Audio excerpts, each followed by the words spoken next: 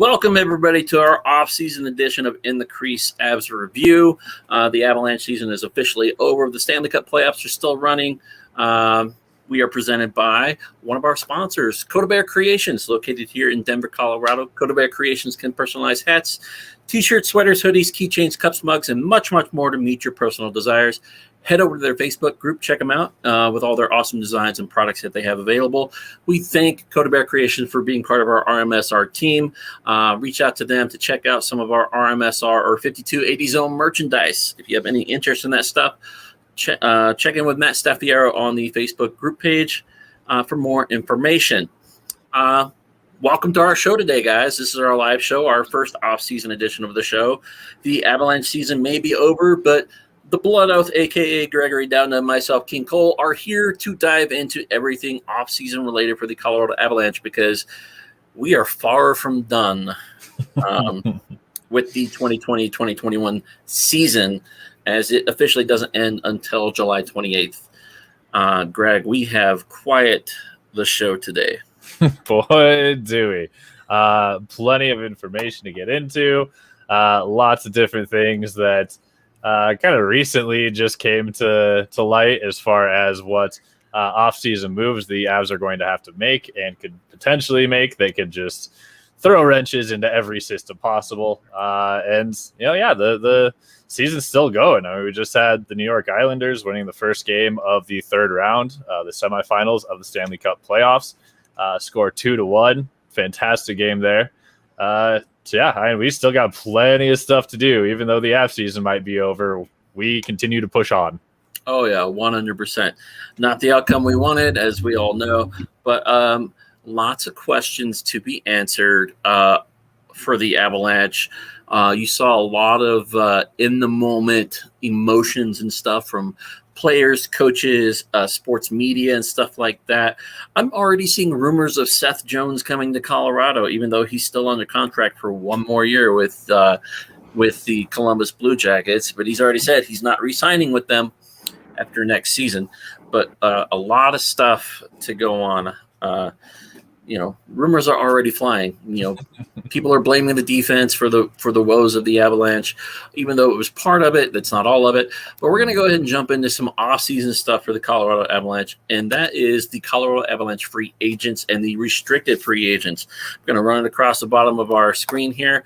Our free agent list. You got Brandon Saad, Gabriel Landeskog, Matt Calvert, Pierre-Edouard Bellemare, Carl Soderberg, who's brought in at the trade deadline, Liam O'Brien, Jason Magna, Patrick Nemeth, also brought in at the trade deadline, Devin Dubnyk, another trade line addition, and Philip Grubauer, our Vezina Trophy finalist for this season. Quite a list of free agent players right there. And if you, thanks to SpotTrack.com, which is where I get all my information as far as salary caps and stuff, with the loss of those free agents and the restricted free agents all list, we have a total of 20 players hitting the free agency via, just contract expirations and stuff like that. The Avs roster goes, salary cap allocations goes from $95.8 million this season to $58.3 million before any re-signings happen.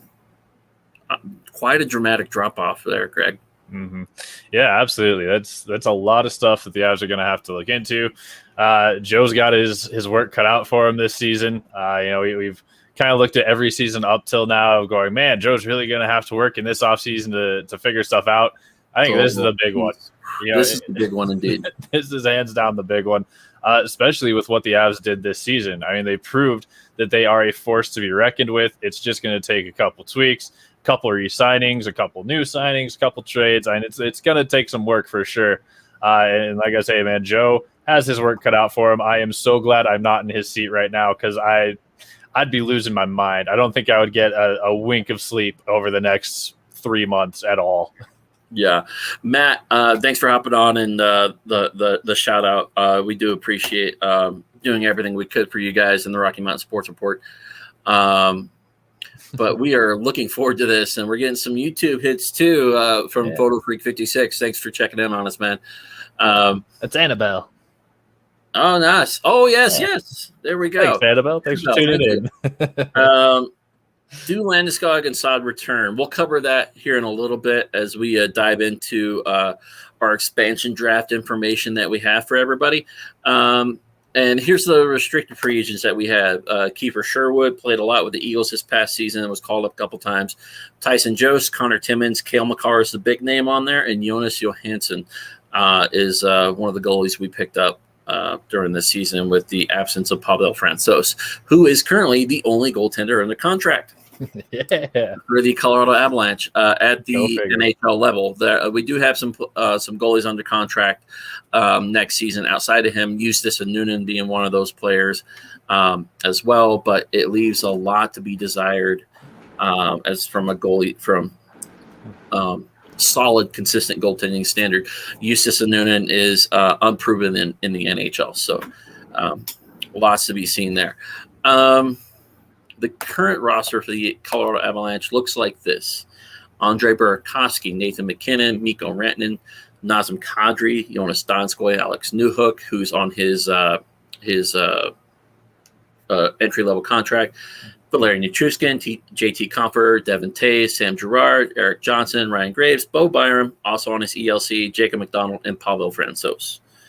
That's only 16 players. That is not a full roster whatsoever, people. So some holes to be filled and everything else, and that'll mostly depend on what Joe Sakic is able to do this offseason as we dive into the expansion draft, which is the first thing that is next to happen for all the teams currently not playing in the playoffs. Every team is required to submit their protected player lists by July 17th. The expansion draft is going to be on July 21st, where the Seattle Kraken will pick one player from every team, and from all 30 teams, with the exception of the Vegas Golden Knights, as they are the golden child of the NHL right now. They are exempt. God, I hate them so much. They got the hall pass for some reason, so I don't know. They couldn't give up one player. I mean, come on. Exactly. And then the NHL draft on July is on July 23rd. First round, we'll provide a full coverage for that, and we'll provide updates on Rocky Mountain Sports Report's group page on July 24th with the 2nd through 7th rounds, while we are doing some other stuff with our Rocky Mountain Sports Report team. Check in tomorrow. I believe that news drops tomorrow as to what we have planned for July 24th. So keep in touch with us there. So July 17th is the next date for Avs fans in general. July 9th is the last day that the Stanley Cup Finals could potentially be played. We're in the semifinal rounds right now, and it looks like the NHL is on track to finish before July 9th. Mm-hmm. So, Greg, let's dive into this debacle that we discovered 15 minutes before we went on the air. I made the list of free agents and restricted free agents and all this other stuff. July 17th, the protected players list from every team must be submitted to the NHL, which then allows the Seattle Kraken to start negotiate. They have a 72-hour window to negotiate with any unrestricted free agents that are not protected by their teams. What that means is players who are UFAs for the upcoming season, the 2021-22 season, are technically still on their team's roster and payroll through July 28th, which is when re-signing periods for RFAs and UFAs begins, which means the Avs can protect some of these unrestricted free agents. Yeah, so this is going to absolutely change just the entire face of the NHL as far as what each team is going to do. Obviously, since we're an Avs team here, we're going to go ahead and look at them in particular. But, you've got some big names that are going to be free agents this offseason. You have Gabriel Landeskog, you have Philip Grubauer, you have Brandon Saad, Pierre-Edouard Bellemare. So you have so much that you have to look at in regards to, okay, who is this team going to protect? Because a lot of it comes down to, well, who are they going to re-sign before that happens? As King Cole had said, we have some time. We get a little over a month and a half to figure out who exactly, or a little under a month and a half to figure out who we would want to re-sign before that happens, which then goes into, okay, now who do we protect given who is, under contract, or, something that I know Scott and I have actually talked about a little bit is, are there players that you leave unprotected who are going to be free agents because you know that they'll come back to the team? Is that something that you're going to risk doing with someone, say, like Gabriel Landeskog? He is the captain of this franchise. He has made it very, very clear he adores this organization. He loves his teammates. He loves it here in Colorado. He's made that very, very open. So is that something that you then end up risking, saying, okay, Gabe, does Sakic sit down with him and say, all right, Gabe, let's talk real quick. We want to be able to protect another player that we wouldn't be able to if we're protecting you. I'm trusting you on this, buddy. Would you be fine going unprotected into free agency to turn down Seattle, turn down anybody who might come trying to grab you? His phone's going to be busy. Let's just say that. Yeah, exactly. Exactly. So it will be very interesting. And with that being the case, obviously, we're still going to give you some ideas that we have for who you protect. What do you do? We're putting on our GM caps today and saying, all right, we are Joe Sakic for a couple of hours. Let's go ahead and figure out what we're doing here. But, like I say, a lot of stuff still has to happen before we even get to what could potentially happen in the expansion draft. So, yeah. So let's dive into it real quick. We're going to dive into the protection guidelines that have been presented to the NHL teams in regards to how they can go about protecting and who they have, and also their exposure rules, because there's some other stuff going on there as well. So protection rules for each team. Each team can protect either or. They can do 7 forwards, which are your centers and winger and right wing and left wing players, 3 defensemen and a goalie. Or you can protect 8 forwards, a total of 8 forwards and defensemen between the both groups and the goalie. So it's either 10-1 or 8-1, depending on the needs of the team. You could expect some of your more struggling teams, Buffalo, Detroit, Vancouver, Arizona, teams like that, to potentially protect less amount of players to expose additional players, and some of your stronger teams, which are your playoff contenders and Stanley Cup favorites and stuff like the Avs, to protect more of their players and expose less, including their free agents. So originally, before Greg brought into play the potential to protect free agents, I was going the 8-1 versus the 10-1 route.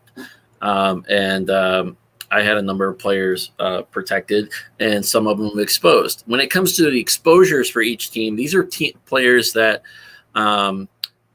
that have to meet a minimum qualification to be exposed as a potential pick for the Seattle Kraken. Those players, you must expose 1 defenseman, 2 forwards, and a goalie from your team for Seattle to choose from. Those players must have played a minimum of 40 games the prior season and 70 in the last 2 seasons. The exception to this rule is goalies. Goalies can be any goalie under contract or any goalie who is an RFA and has been presented with a qualifying offer. For that reason, my goalie for the Avs to expose is Jonas Johansson, after offering him a probably a 2-year qualifying offer on a minimum veteran type deal.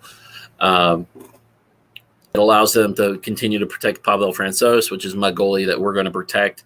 I think you leave Philip Grubauer potentially exposed to free agency, and Sakic works his magic to bring him back for another couple seasons.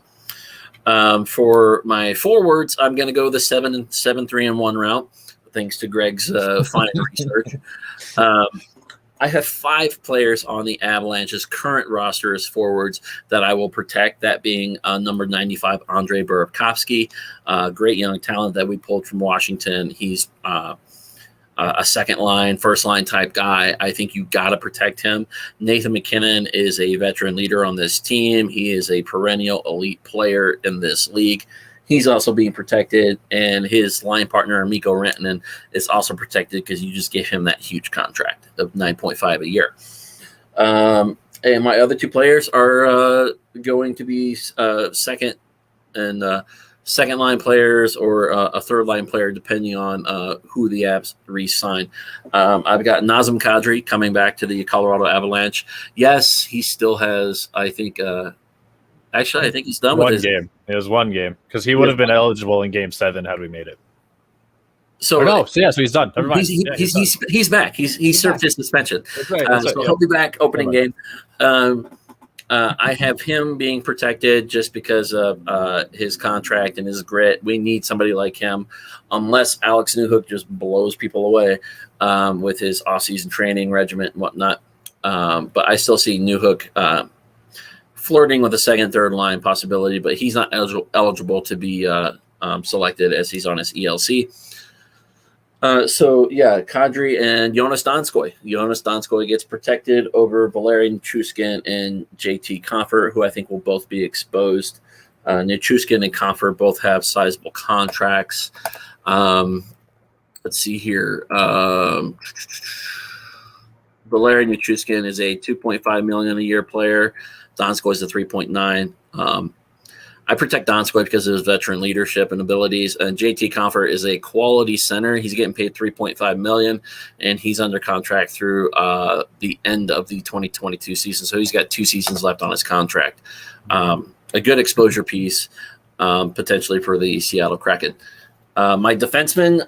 You still have 2 forwards. That was only 5. You had Burakovsky, McKinnon. Yes. I protected 5 that were on the roster. I am protecting 2 forwards who are free agents or unrestricted free agents. Right. I've got Brendan Saad. You pulled him over from Chicago. Paid him $5 million this year to play with us, and was a fantastic piece in the Avs playoff push. Was it like 7 goals in 8 games, something of that nature? He was the most. He was the Nazem Kadri of last year, this year for the Avs. Yeah. An absolute wonderful piece to have in that lineup. So I protect him, and I was going to protect Philip Grubauer, but that takes away my protection from Pavel Francouz. So I would have to go with. If I want to avoid Landeskog getting phone calls and have first dibs at signing him to a contract, I protect Landeskog. If I'm going for depth on this team and leadership on and off the ice, I protect P.E. Belmar. So my 7th pick goes to either Landeskog or Belmar, depending on how comfortable the Avs feel with Landeskog potentially being exposed to multiple phone calls from other teams. Come July 28th. I'll let you do your forwards, and then we'll jump into defensemen. Okay. Sounds good to me. I need a break. Yeah, no worries. I feel you. I will follow King Cole here with quite a few of the picks. I think there's some that are just kind of no-brainers. Your Nathan MacKinnon, Mikko Rantanen. They're just, that's your core. You have to keep those 2 around. I agree with Andre Burakovsky. He has been a very key piece. Something we didn't talk about in our post game, mainly because we were just talking about what went wrong. Let's talk about some of this stuff. Andre Burakovsky is 3rd in scoring during elimination games in the playoffs. He has 10 goals. The only 2 players ahead of him are Maurice Rocket Richard, who there's a damn trophy named after him. So clearly. And Pavel Bure, who is one of the greatest players in the last 40 years. Those are the only 2 players who performed better in elimination games than Andre Burakovsky. That is a talent that you cannot find anywhere. That is a gem in the rough that just you don't really think about. If somebody from our RMSR team can reach out to the Twitter account of the Washington Capitals and send them that bit of information, please. Yes, I'm being very petty right now, but please Thanks for the trade of Andre Burakovsky, guys. You guys let go of a very talented player. Absolutely. So yes, I definitely agree. Those three are 100% musts. And I'm gonna get into something a little. Thanks, Annabelle. Appreciate it. I'm gonna get into something a little weird for a second.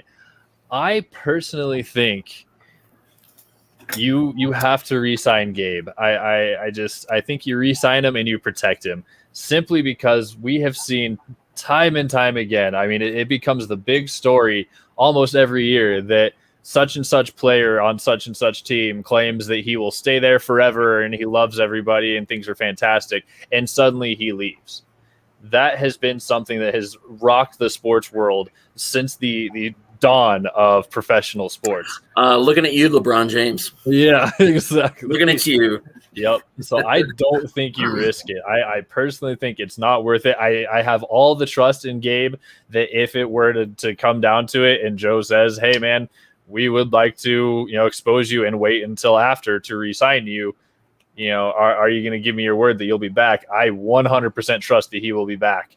But that being said, I'm not the risky type of person. I'm not the put it all on black type person. So I mean, a player, and I'll interject this real quick. A player of Landeskog's caliber, his leadership and his toughness is unquestioned.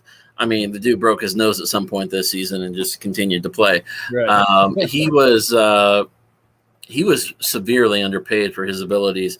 If you look at contracts, he was only making $5.57 million on his contract. So I expect him to get I think he'll still take a team-friendly deal, but he's going to get a solid contract from the Avs moving forward. If he were to go anywhere else, he would get top market dollar money. Oh, easily. I mean, teams that are in dire need of a player of his caliber, I guarantee would be dishing out 8-figure contracts to him like it's nothing. So I don't think he risked that. I just, I feel like he's the type of person who understands glory is more important than money at this point. But when you see an offer sheet come up to you and it says 8 figures and some signing bonuses and performance bonuses, it gets a little risky. Yeah, it gets way too tempting for us to risk it, I feel like. So I think you have to re-sign and protect Gabriel Landeskog before we even get to the expansion draft. So that's 4 for me. I also agree with you. Brandon Saad, the dude has been absolutely monumental on this team since coming over from Chicago. Hands down, the best offseason signing of last year. I adore Devon Taves, and I will rave about him in a second when we get to defensemen. But I feel like Brandon Saad was even more monumental simply because of his leadership, his ability in the playoffs this season. My God, talk about impressive. He was really one of the only players that I felt like was just consistent, where everybody else was a little streaky, where, even Nathan McKinnon had 3 games without getting a point against the Vegas Golden Knights. Saad was just, nope, I'm going to get my goal. I'm going to go ahead and score my goal, might even grab an assist, and I'm just going to play stellar all game long. So I think you have to protect Brandon Saad. I don't know that you sign him yet. I think he's one that you do wait until after free agency to re-sign, but I absolutely think that you or that you protect him. Let's see. So that gives me my 5. Next is one that you had brought up as an idea for someone who you could potentially expose. For me, it's Valeri Nichushkin. I mean, it's no secret. I adore the man. I think he is a phenomenal player and he's another player that's a lot like Gabriel Landeskog in that he's got the size, he's got the grit, he's got the determination. Granted, we don't see him fight. He doesn't make as many headlines. He doesn't put the puck in the net anywhere near as much. But to have a player of his caliber, his size, and his speed, I think it's the most underrated part of his game. Not only that, I agree with you here. He's a great every situation type player. Mm-hmm. Penalty kill, power play. He doesn't get a lot of power play time, but he is a great piece, especially on penalty kills Yeah. for this Avalanche organization. So I didn't mean to cut you off, but No, you're good. And that's actually a really good point. Granted, yeah, he didn't see a lot of power play time this season, but you could easily throw him on the power play because even with the time that he did get this season, he produced on it. And obviously, God, the penalty kill. I mean, that's something that's kind of an interesting thing to look at. To go on just a small tangent, I'm not going to go too crazy on this, but when you look at some of the teams around the league, their penalty kill and power play and top line is almost always identical. And it's kind of interesting. I feel like the Avs are kind of one of those rare teams that has a different special teams group for each situation. If it's the penalty kill, we don't see Nathan McKinnon. We don't see Mikko Rantanen. We don't see Gabriel Landeskog. And that's kind of interesting. Personally, I think Gabe would be fantastic on the penalty kill. But what that then means is that then those depth players like Valerian Nichushkin, like Tyson Jost, Pierre-Edouard Bellemare, they get those situations that you're not having your top players on the ice. So that actually becomes a massive, massive piece of your team because you're not always 5-on-5 all season long. You're all game long. So you have to be able to allot those players the opportunity to get the time on the ice and make the plays that you need them to make to be able to shut down an opposing power play or to boost your power play. So that's where, like I say, Valerian Nichushkin, I think you have to protect him simply because he is that key piece that plays in every single situation of a game. Yeah. All right. Who's your final forward? Oh man, it's going to be a tough one, but I'm going to have to go with Tyson Jost simply because as far as growth of a depth piece goes, I think he takes it by miles. There have been other players that I feel like showed a lot of promise and a lot of potential.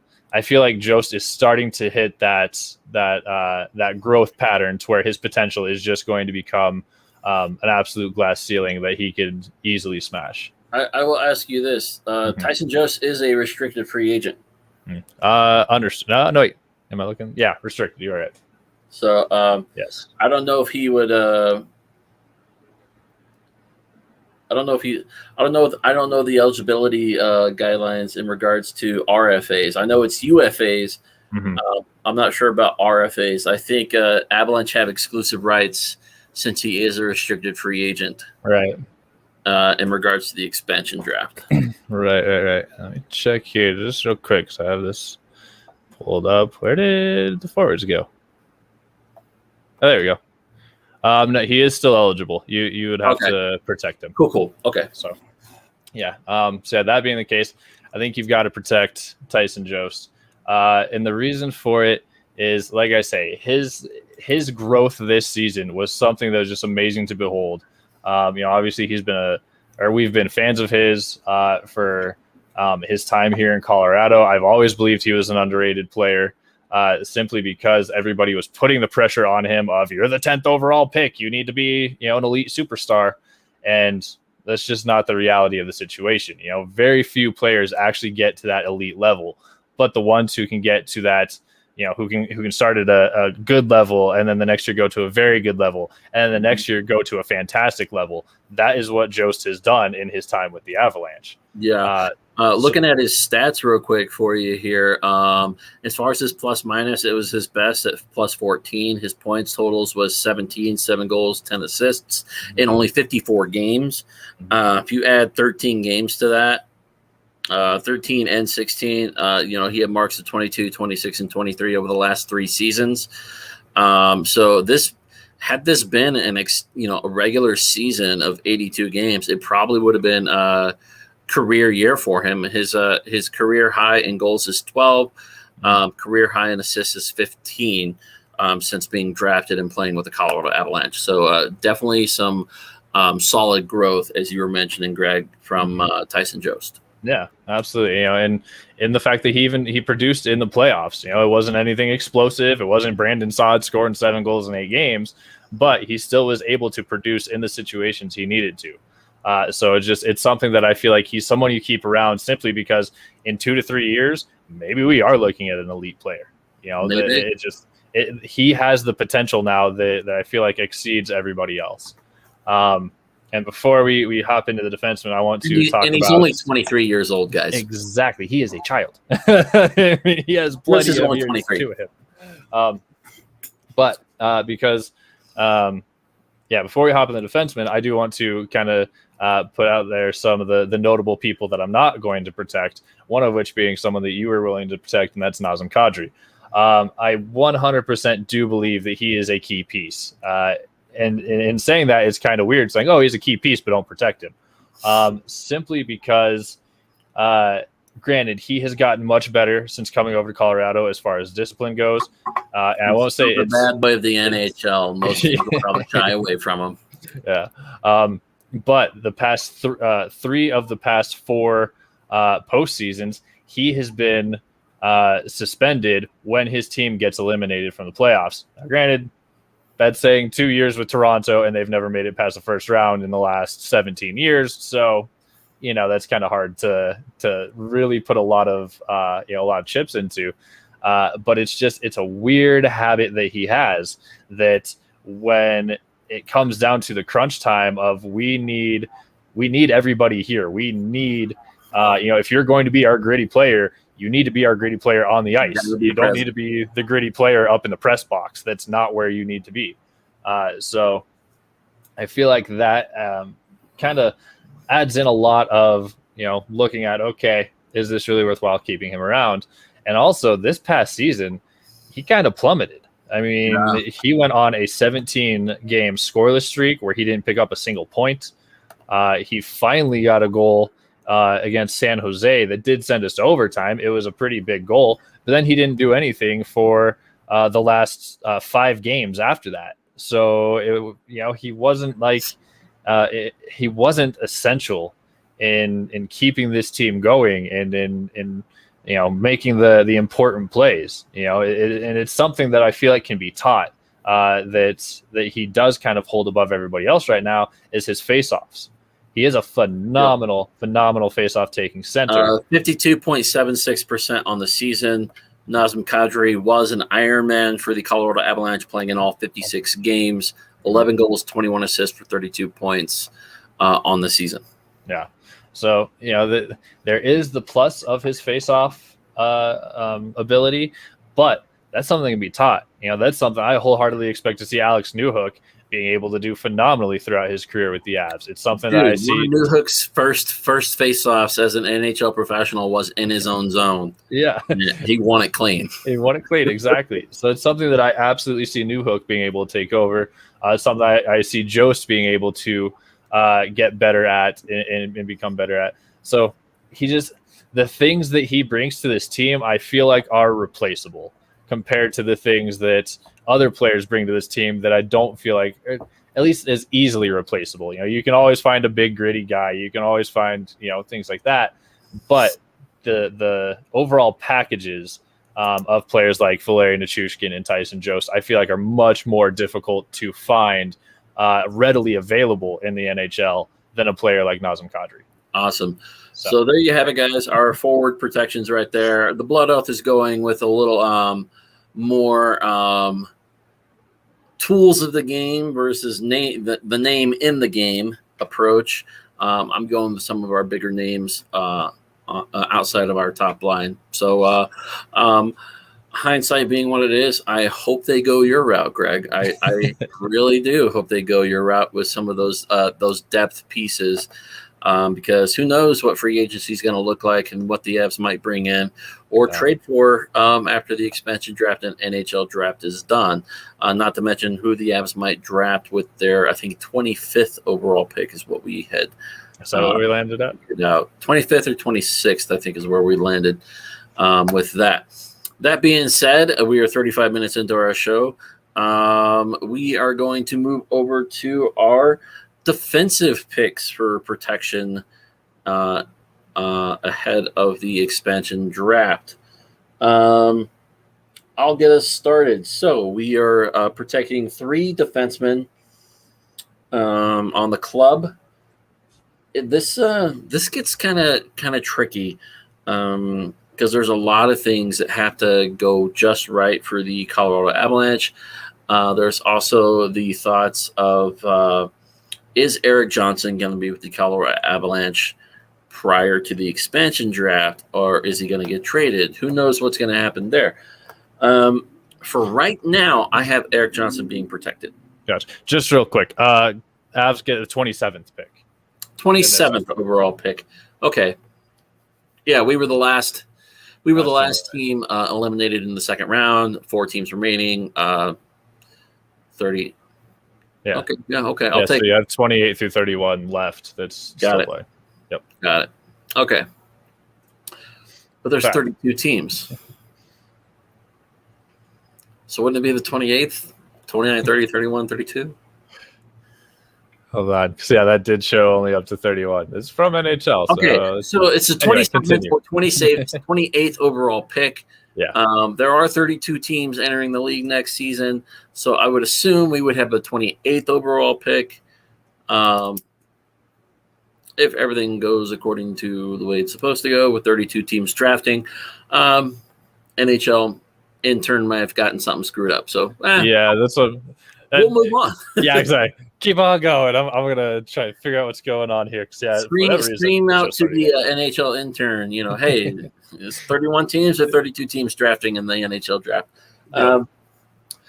So Eric Johnson is still under contract with the Colorado Avalanche for a number of years. He doesn't become an unrestricted free agent until 2023. And getting paid $6 million per year. He has a no movement clause. So as of right now, he's one of. I'm just going to say because he's still on the roster, the Avs have yet to move him.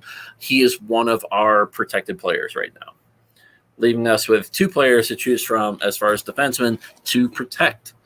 Obviously, one of those has to go to Devon Toews. You just gave Devon Toews a 4-year, $4.5 million deal. So Devon Toews becomes one of those people that you got to protect. Cale Makar, I think, would have to be the other one.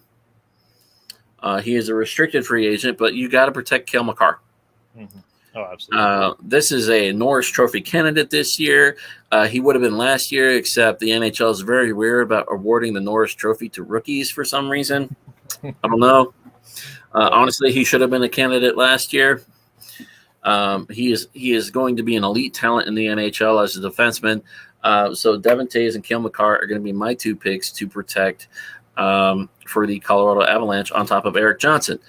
I will say this. If Eric Johnson is traded or waives his no movement clause, he becomes exposed. But he doesn't qualify for exposure because he hasn't played 40 games or 40 games this past season or 70 games in the last 2. He's only played a total of 63 games between this year and last year. So I think he just goes unprotected, not necessarily put up as exposed for the expansion draft. If Johnson is not protected, I have to protect Ryan Graves in that case. I know a lot of people are upset and unhappy with Ryan Graves, and and we're nitpicking about points in a game and blah blah blah. Shots from the point that ricochet off a Vegas player, and Vegas gets a quick break the other way to win a game in overtime. Yes, I get it. Those things happen. Those are quick, judgmental, things that happen, and I will say this. If you scream shoot at the TV long enough, they're probably going to shoot the puck, even if it isn't a clear shot. So that being said, mistakes happen and advantages for the other team are going to happen as well. But let's not discredit what Ryan Graves has done in the last 2 seasons for the Colorado Avalanche. This dude led the league as defenseman in a plus-minus last season at plus 40. He struggled getting out the gate this year, but he was consistent throughout the season, doing very well, and had several highlight saves himself as a defenseman in front of Philip Grubauer. I can't tell you how many times Ryan Graves on the penalty kill is down on his hands and knees in front of Philip Grubauer, racking up block shots. For this Avalanche team. Not many defensemen are going to do that, and Ryan Graves is one of the best young players at doing so. If you look at his overall stats, 2 goals, 13 assists, 15 points this year, 15 plus 15 on the plus minus side of it. I mean, the dude's not going to light up the scoreboard.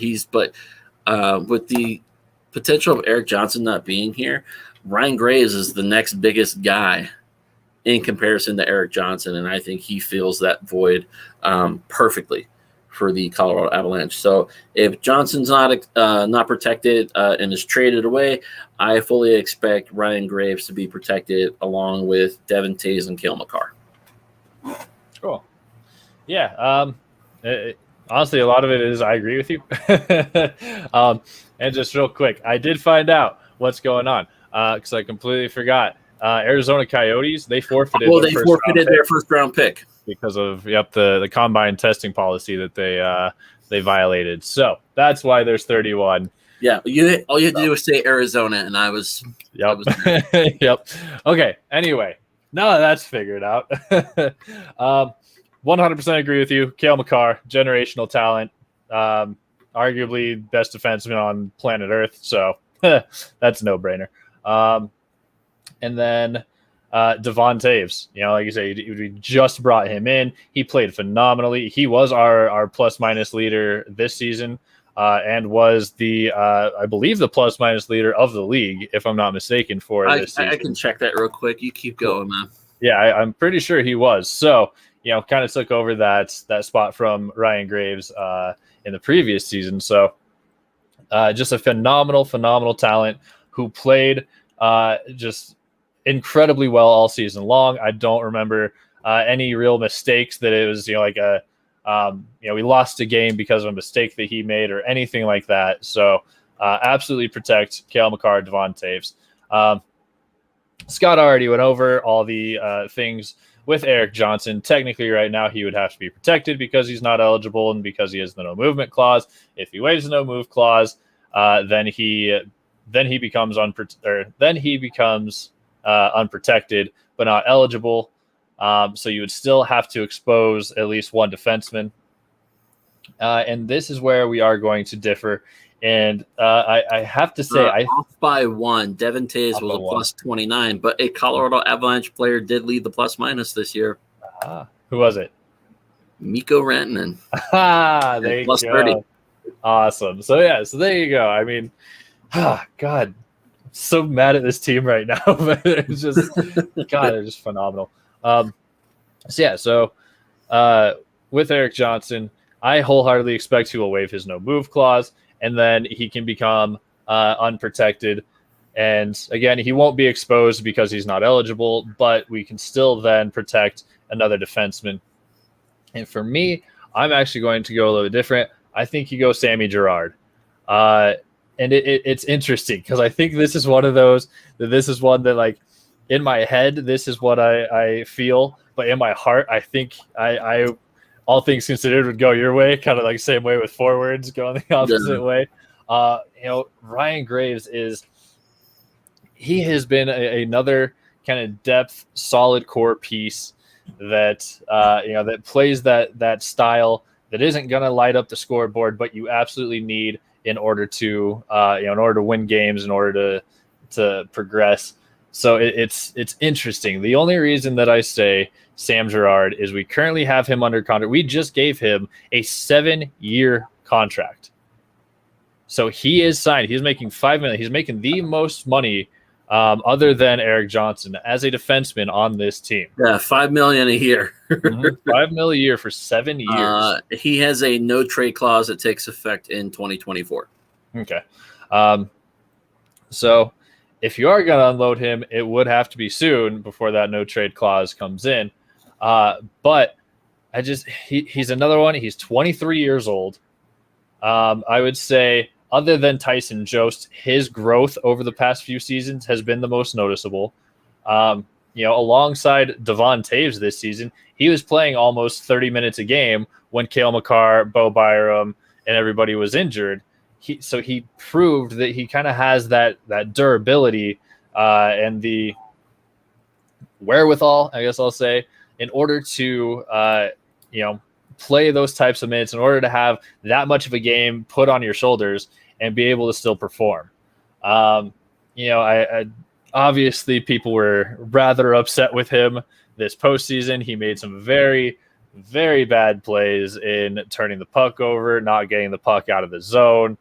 I will absolutely be one of the first to say he did not have a good postseason.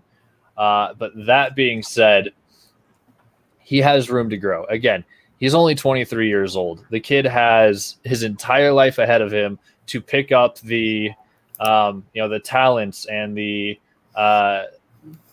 decision making that he'll need in order to really become another elite defender for this team. He's already got a package to him that is so special in his skating ability, in his shooting ability, in his playmaking ability. I mean, some of the plays that he made this season where he would actually break in as an attacker and make a pass for someone to score on were just unbelievable. So having him along with the talents of Cale Makar is just something that I don't think we can jettison just yet. That being said, if he's not progressing next season, maybe look at unloading that contract. But yeah, all things considered, I think that Sammy is a little bit harder to replace at what he does for the blue line of this team, because we do have a player in Bowen Byram who will be a much more important piece next season. At least I hope so. I hope Bowen Byram does not go the way of Connor Timmins. Yeah. Oh, exactly. That's why we did not see Bowen Byram in the playoffs, everybody. It's because he was dealing with a lingering injury that just was not healing for him. He was getting close to return. Unfortunately, the Avs got eliminated. Similar to the way Connor Timmins was dealing with his injuries that plagued the start of his professional career and finally got over his concussion issues and stuff like that. I don't think Byram was suffering from a concussion. I think it was a different upper body injury, but still some of those injuries linger way too longer than they should and really affects a player's turnaround. So for those asking why we saw Patrick Nemeth instead of Jacob McDonald or Bo Byram, there's your answer. I don't think I have to believe that if Jacob McDonald was 100% ready to play, he would have played. Yeah, I would sure like to. I would hope to. I'd like to believe that that Bednar did not just, I don't know, have a lapse in judgment for that long in regards to that situation. But yeah, 4-game lapse in judgment. Yeah, is what it is. But anyway.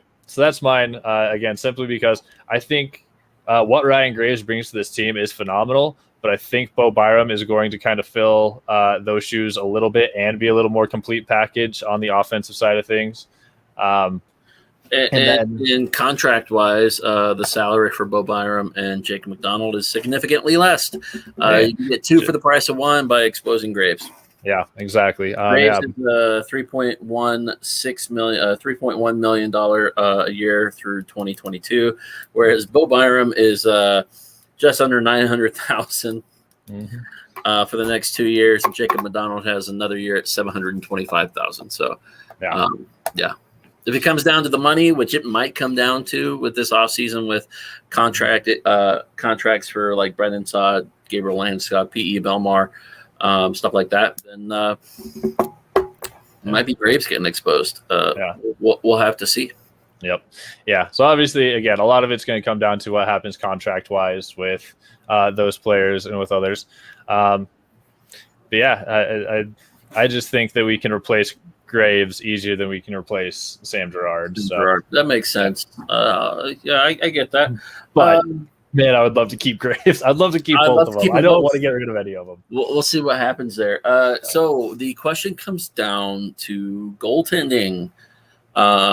We all know that the Colorado Avalanche brought in Justus and Noonan from the European League, and I believe he was playing in Finland, Finland's top league, Liga. So the question remains: what's up, Sydney? Will he be up? What's going on, Sydney? Will he be the only goalie on the roster, or will the Avalanche make a move prior to the expansion draft and re-sign Philip Grubauer? If you re-sign Philip Grubauer, who are you protecting? If you're going to re-sign Grubauer, obviously you're going to protect him and expose. But therein lies the issue, because Pavel Francouz did not play 40 games this year or appear in 40 games in any way or suit up for 40 games this year. He didn't suit up for a single game this year. So I don't know if he's I don't know what the goaltender requirements are as far as exposure for the expansion draft. I do know this.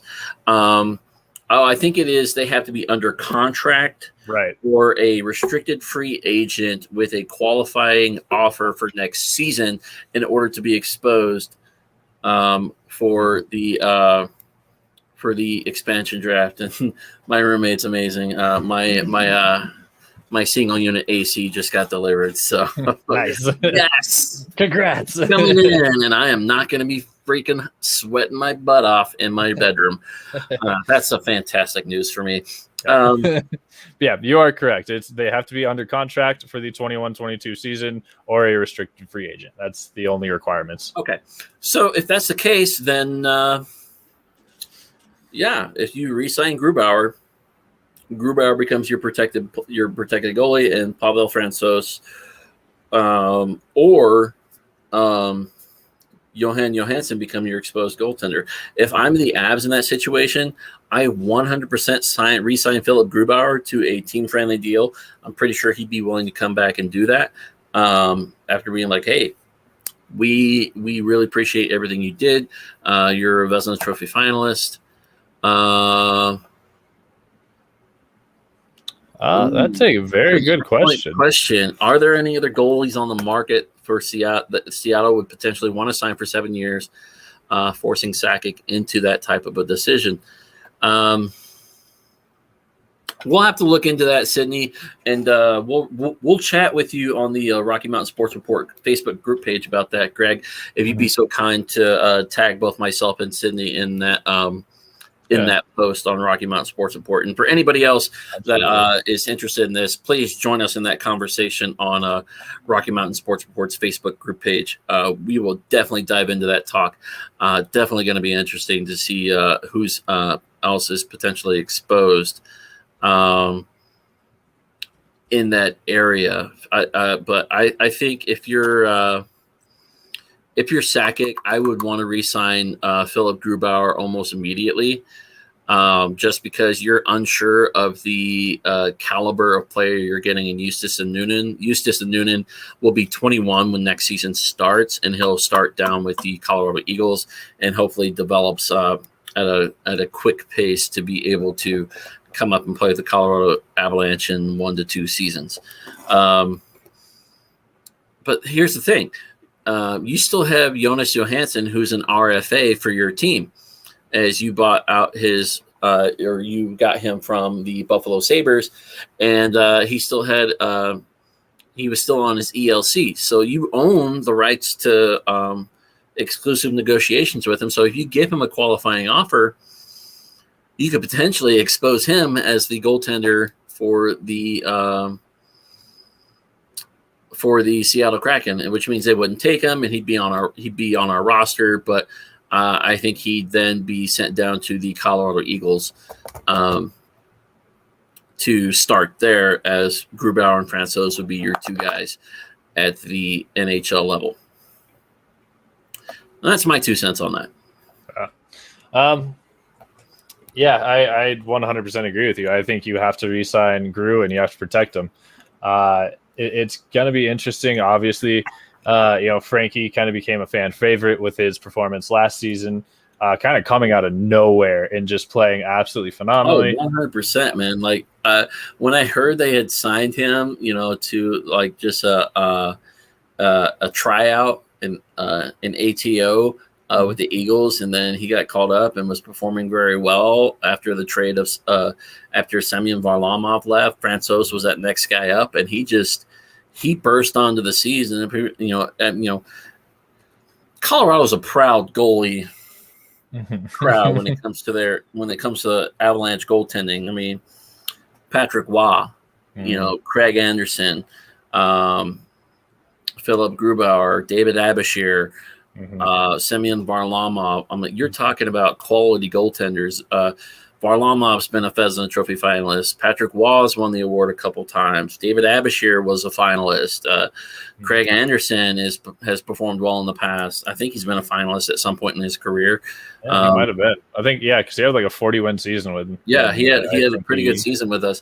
Now Philip Grubauer's, one of those people, and Pavel Francouz could very well be a future Vezina Trophy finalist, based on what he's done here in Colorado. So, two quality goaltenders for the Avs organization, and they like you said, he came in out of nowhere and just burst on the scene. And I can't tell you how many jerseys of his I see in the stands, even though he's technically the backup. So it's interesting because the thing that you really that gets really interesting with the goalie situation here in Colorado is, do you re-sign Grubauer and then just simply make him the number one and that's it, and then leave Pavel Francouz unprotected, or do you again kind of work that Joe Sakic magic, say, hey man, we really want to protect Frankie so that you still have a quality backup, because we understand that you want you want it. You want the game. You want to be in there all the time. But we also know that I'm sure you would love to not play 82 games next season. So having someone to kind of fill in the gaps for you would be great. If we can get somebody to play 35 games, how would you feel? Yeah. So it's I think that's going to be the most interesting thing that we see before the protected list goes to the NHL on July 17th, is what's going to happen with Grubauer. Like I talked a little bit about Landeskog earlier, and how you could potentially kind of leave him to be a free agent and then just re-sign him. But again, I don't like risking that. So I think the biggest thing to really pay attention to is what happens to Grubauer, simply because, again, if he gets re-signed, he's 100% your protected goaltender. I mean, it makes no sense to re-sign him and leave him exposed. If he is not re-signed, then you protect Pavel Francouz and then figure out what you can do with Grubauer to bring him back. Simply because I don't think you let him go. I don't see anybody else that can come in and kind of take that mantle. Obviously Frankie didn't play at all this season, so you'd have to see what he is capable of again. I'm sure he will have some rust to knock off, but I don't think he becomes your number one overall. And then you bring up Peyton Jones or Adam Warner or anybody until Eustace is ready. I don't think that's the way you go. I think you have to bring Grubauer back, if nothing else, to teach Eustace. I think he is just an absolute wealth of knowledge and information right now that you're not going to find in free agency, I feel like. So, and a quick shout out to Pavel Francouz, who just celebrated his 31st birthday on June 3rd. Yeah, we share a birthday. Philip Grubauer is still 29.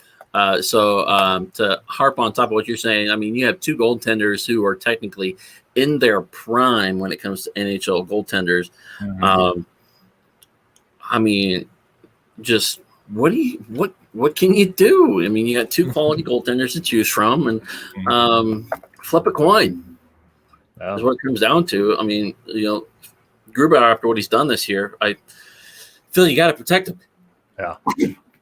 Ooh, that stuff happens all the time.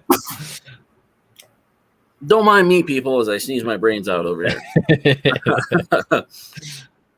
It's definitely going to be interesting to see what the Avs do moving forward in regards to that. I didn't mean to cut you off there, Greg. No, you're good. We are almost done with our show today, as we are at our hour mark.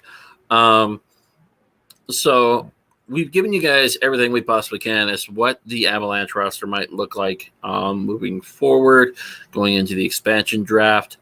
Lots of questions to be answered, and most of it comes down to between what happens between now and July 17th. I don't expect us to see much movement until after the Stanley Cup Finals are concluded, which might occur around the end of the month or as early as late as July 9th. July 9th is the last listed day of the Stanley Cup Finals, according to contracts between the NHL and NBC networks, as NBC is already got stuff slated for their Olympics, Tokyo Olympics coverage, which is set to start July 23rd, and they start setting up for all that stuff. So a lot to keep in mind moving forward, and we'll see what Joe Sakic does. Greg and I, as well as some of our other RMSR family, will keep you guys posted on all things related to Colorado Avalanche news as it becomes available to us through the sources that we all use. Twitter, Bleacher Report, NHL app, NHL.com, all those sources. The Colorado Reddit page where a lot of Avs fans are. And some of the Facebook groups that we use and continue to love using, the Colorado Avalanche Society, the Avs Fans Uncut, places like that, local Avs Fans Only, blah, blah, blah. The list goes on. I'm in several groups, and I check in on all of them on a regular basis each week. With that being said, we're going to sign off here shortly, but please stay tuned with us as we will check out some of the big we will check in on some of the other teams and see what their rosters might look like moving forward. We've talked about the Avs. That's one of the 7 teams that are going to be in the Central Division next year. How about we start there next week, Greg? We'll pick 3 or 4 teams to cover, give them each a 15-minute segment on the show. So we'll start with 3 teams this next week or at some point during the week. Greg and I will discuss that. We'll try to get this all in before the expansion draft. So we might have 2 shows a week moving forward with our Avs review off-season edition as we get ready for the expansion draft. So stay tuned. We will announce what teams we are going to cover a little bit later this week, probably Tuesday. We'll pick 3 remaining Central Division teams, and we'll cover the other 4 next weekend. We'll start with the Central, and then we'll move on to the other 3 divisions as we get the opportunity to. But that's going to do it for us on this show. We don't want to keep you guys too long. I know it is Sunday. Let everybody enjoy the rest of their weekend. I've got to get ready for work in a couple of hours. Boo. Boo, indeed. Do this. But Mr. Bloodoath, any final words for the people out there, even about some of your off-season activities? Yeah. Be sure to check on the page tomorrow. I believe 4 p.m. is when some big news is getting announced. So be sure to keep your eyes peeled for that. Definitely exciting stuff. Be sure to stay tuned. Just because the Avs season is over, it doesn't mean that it stops. We keep going. Obviously, the season is still going until the Stanley Cup gets hoisted. But there's always news that is going to come out about the Avs and the NHL in general. So definitely keep it here. Again, like I had said after our last post game, thank you all so much for this. We do it because we love the sport. We do it because we love the teams. But most importantly, we do it because we love this information. We love getting this stuff out, and we love interacting with all of you. So thank you all so much for joining us. Personally, I have a couple things going on. I don't want to self-promote too much here, so I'll leave it at just if you follow the Blood Oath on Twitter, if you follow me on Facebook, anywhere like that, you'll get to see some of the cool stuff that I'll be up to this summer. I'm definitely going to be keeping a lot of stuff going on the Rocky Mountain Sports Report page, as far as like the question that Sydney asked us about the potential goaltenders that could be on the market for Seattle to pick. Going to definitely dive into like options from pretty much each team that could then alter who we then look at as exposing, or who we then look at as possibly the target for the Seattle Kraken. So definitely a lot of stuff coming up, and appreciate you all being here. Just keep it tuned. All right. Thank you very much, Greg. As Greg said, the goalie situation as far as who the Seattle Kraken might draft is big news. We all know how that went with Vegas. and drafted Marc-Andre Fleury after he waived his no movement clause, courtesy of Pittsburgh. So whoever's in net is a big deal for Seattle moving forward. So we'll see how that turns out. Me personally, I don't have a lot going on. I will focus mostly on bringing you guys some excellent content with the Avalanche stuff and the Colorado Rockies baseball, which has not been that great. They lost again today. Final score of 6-2. That is a series sweep by the Reds and a series win by the Miami Marlins on these last 6 games for the Colorado Rockies. I believe they are returning home here shortly. But that's going to do it for us. Please, like I said, please tune in 4 p.m. Mountain Standard Time tomorrow on the Rocky Mountain Sports Report page as we are releasing some awesome news on a future event.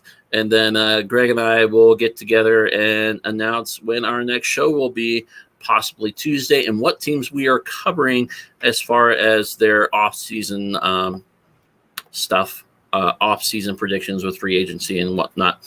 We won't necessarily dive any more into the expansion draft. We'll just look at key free agents that they have and everything else and chit-chat a little bit about each of those teams, giving them about a 15 to 20-minute window each, as the Avalanche aren't the Avalanche without teams to play against. That's right. So that'll do it for myself and Gregory down to be good people, be excellent to each other, and we will see you guys on a future episode of In the Crease Hockey presented by Rocky Mountain Sports Report. Please continue to follow us on the Rocky Mountain Sports Report Facebook page and check us out on wherever you listen to your podcasts, Spotify, all the Spreaker, CastBox. You can listen to us in India. There's plenty of places to listen to us. So please, we are nothing without the support of you guys just by listening to us. That's all we ask, is that you listen and share our awesome content with anybody who is willing to listen to us. If you're not a hockey fan, promote one of our other groups. We have our Rocky Mountain Thunder, the 5280 Zone. We have our Denver Nuggets coverage. We have our 4th and 99, which is our Broncos coverage. We are in the heat of Broncos training camps, and we are full steam ahead to preseason and football stuff. So we'll be talking about a bit about that and everything else. So tune in, check us out wherever you can, and we'll see you guys, like I said, another episode in the future. Adios, everybody. Have a great one.